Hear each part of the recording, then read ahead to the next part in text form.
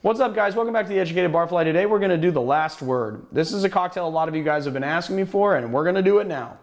So the last word is a Prohibition-era cocktail that was popular during the 1920s. It was created, or got its start, I guess, if you will, at the Detroit Athletic Club, and it was the favorite drink of a vaudeville performer called Frank Fogerty, who was also known as the Dublin Minstrel. And he is credited with spreading the drink far afield to the point where it became very popular.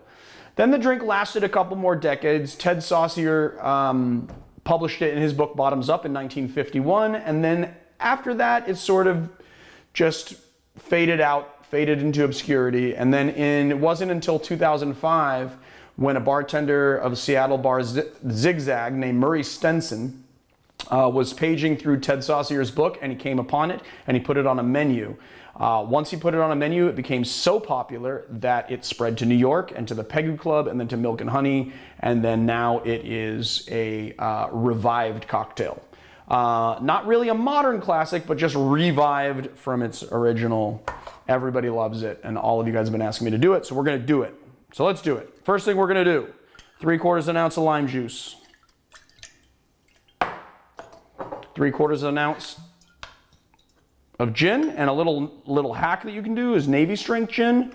I like doing Navy strength gin because it really blends well with the chartreuse, and it does not overtake any of the other ingredients. And as some of you guys know, that was 3/4 ounce of chartreuse. Sorry, I'm talking too much. I really like overproof spirits. This is 58.8% alcohol, so well over 100 proof. And then lastly, 3/4 maraschino liqueur. So to recap, it's just 3/4, 3/4, 3/4, and 3/4, equal parts, just like a Corpse Reviver number 2. Then we're going to add our ice. I'm going to add it into the big tin. We're going to combine our cocktail, lock our tin, and shake.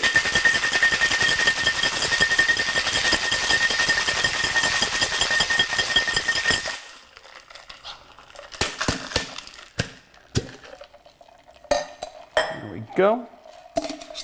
And then we shall double strain.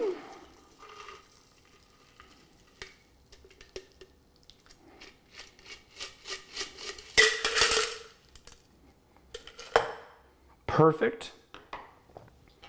And we garnish with a cherry. A lot of people like to put these on a toothpick, but for me, I like to siphon off as much of the cherry juice as I can, and then just bam, drop it right into the middle of the glass. And there you have it, my friends, the last word. Now let's taste it.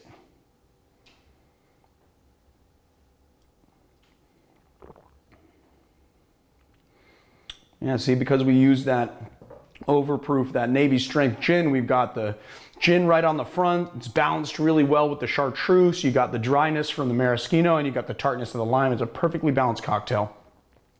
And I might add, really great for fall flavors. So there you have it, my friends, the last word.